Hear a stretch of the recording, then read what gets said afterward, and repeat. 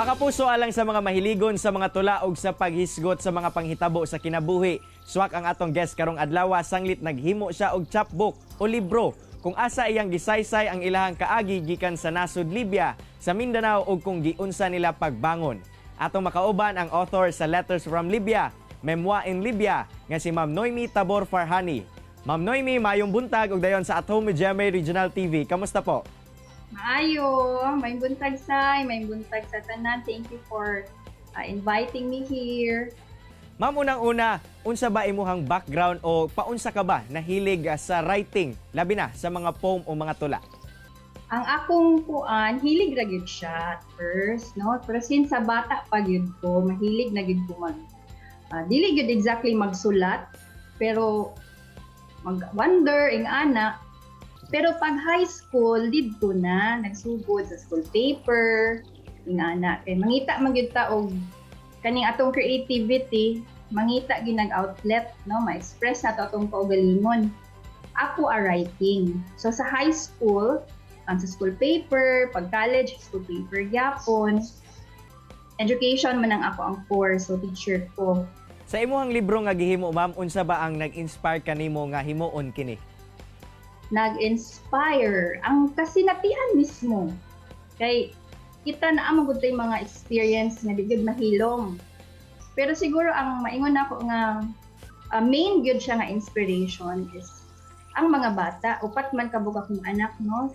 Nakahuna-huna ko kay kuan man gud sila half Filipino, half Libyan, kay Libyan man akong bana. Ito nga unsa ka way nga pag mag-impart na ko sa ila later on, mangdagko ni sila no niya.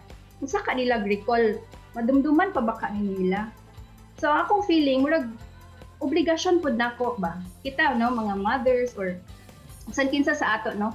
Sa obligation ko kana bitawng ipaambit o ipahibalo sa ilang kamatuoran ng atong truth, kay lain-lain matag truth no.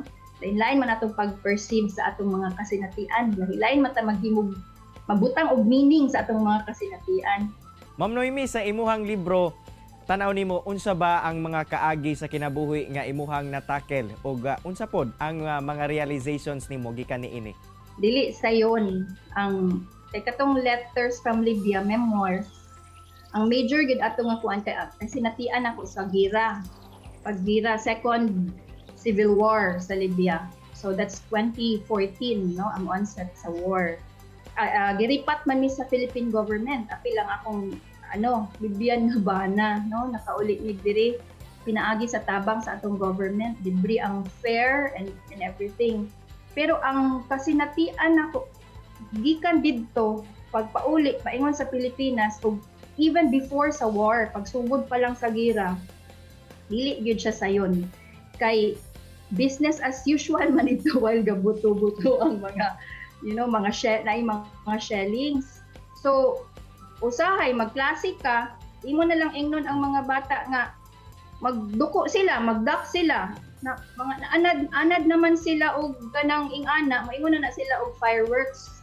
You have to actually naamang gud na sa atong perception unsaon natog turn ang negative nga experience nato, no, into something that will also bless others and inspire others.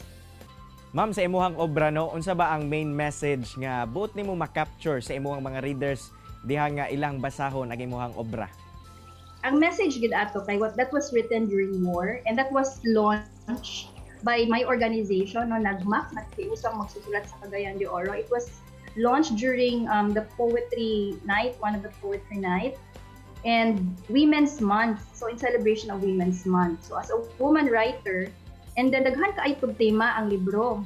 One is displacement, no? One is women. You know, daghan to nga theme nga revolve around the story, no? But most of it more on sa family and personal gid siya nga mga reflections. Grabe ka heartwarming ang imuhang obra, ma'am, ug salamat kayo sa pag-share ani ngadto sa itong mga kapuso karong buntaga. Daghang salamat, Ma'am Noemi, sa oras nga imong gihatag sa At Home with GMA Regional TV ug Amping Kanunay. Salamat po, Sai. Kini ang At Home with GMA Regional TV.